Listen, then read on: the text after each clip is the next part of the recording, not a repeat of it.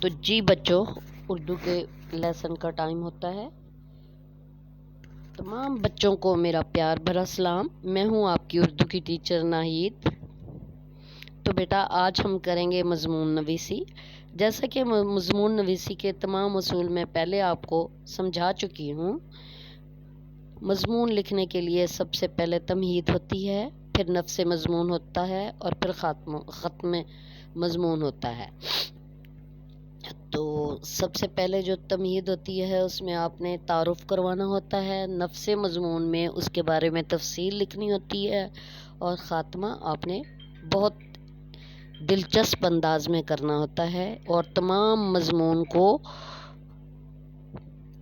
دلچسپ انداز سے ختم کرنا ہوتا ہے۔ موضوع کے مطابق مضمون لکھیں۔ یہ ہے میری زندگی کا بہترین دور۔ اس میں آپ کو خاکہ دے دیا گیا ہے اور مشکل الفاظ میں آپ کو گائیڈ کر دیا گیا ہے۔ آپ ان کو پڑھیں اور مضمون لکھیں۔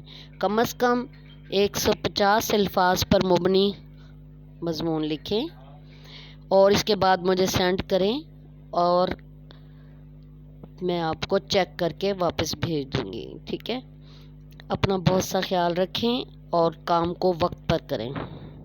اللہ حافظ۔